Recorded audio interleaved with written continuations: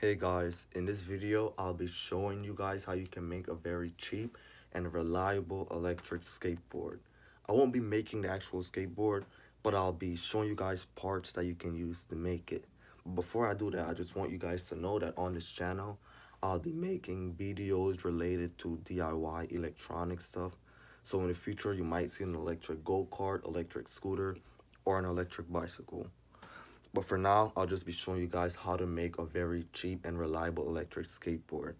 So let's get right into the video. Alright guys, so before I show you the parts, I just want you guys to know that I'll be leaving the links to the parts at its lowest price in the description. The reason I said that is because on AliExpress, there's a bunch of listings that are exactly the same, but they're all at different prices. So what I'll do is I'll look through all of them and I'll find the lowest price and I'll just leave them in the description for you guys.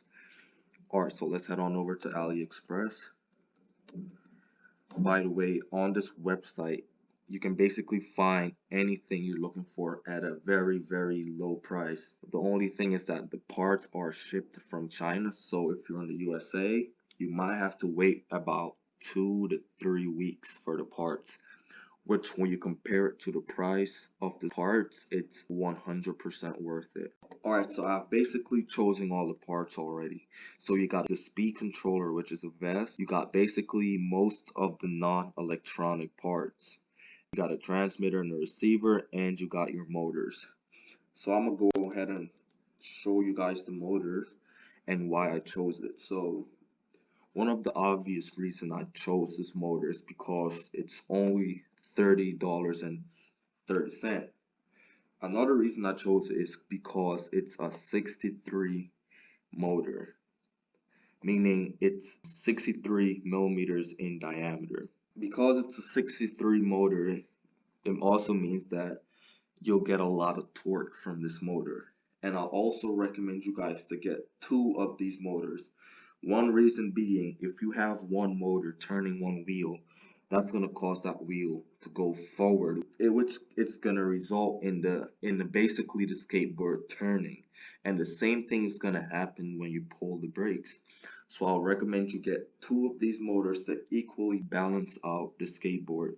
And also, because it's a cheap motor, you shouldn't expect them to make it with high quality glue to hold the magnets down. So I'd recommend you getting two motors so you relieve the stress off of having a single motor. And also remember, we're not building a very cheap skateboard to the point where it'll only last you about a week before the ESC blows up or one of the motors go bad.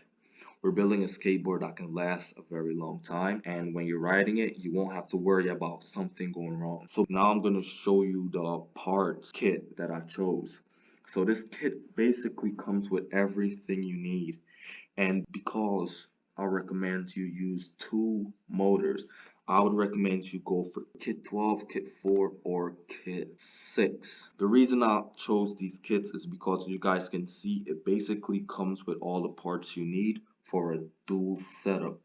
No, I'm sorry, not kit 6, kit 8.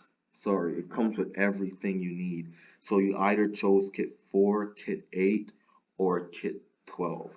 It comes with everything you need for a dual setup.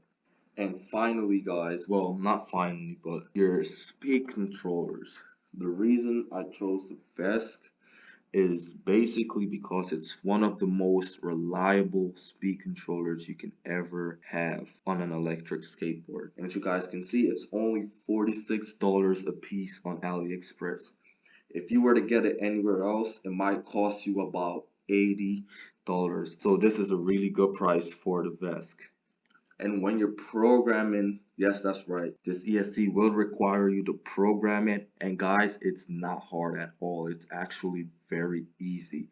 I'll leave a video in the description that will help you guys program the ESC. And remember guys, when you're programming for the amperage, I would recommend you not to max it out at 50, but to put it somewhere around 25 to 30 amps, because these ESC does not have heat sinks, and I would not recommend you put it all the way up to 50 amps. So I would recommend you go somewhere around 25 to 30 amps. The final electronic part is the transmitter and the receiver. So basically what this is a handheld controller that you'll use to control the speed right here, and to also apply electronic braking. And this right here, this small box, is your receiver, and that plugs right into this wire right up here. Alright guys, so that's basically most of the parts that I showed you, and these parts all together comes up to around $285, which isn't that bad guys, because all you need after that price is a skateboard deck and an enclosure. And an enclosure, guys, can be anything. It can be a food container, or you can get it 3D printed too. And also you'll need your batteries. I would recommend you get your skateboard decks from eBay. As you guys can see, they got skateboard decks from $36. These are all shipped from the USA, so they won't take long to arrive. You'll get them in like less than a week if you're in the USA. And also guys, the battery I would recommend you getting is the Turnigy batteries from HobbyCamp. So 2 of these batteries are gonna cost you about, well, $48. And I believe if you're a first time visitor, you can get 10% off, meaning 2 batteries are going to cost you about maybe $94, $95, and with 10% off, that's going to cost you about $86 for both batteries. You'll have to know how to solder, because you have to basically make your own connections and put it on the vest, because they don't come with plugs. The bullet connectors go on this side, and you can get, I would recommend you get an XT90 plug for this side.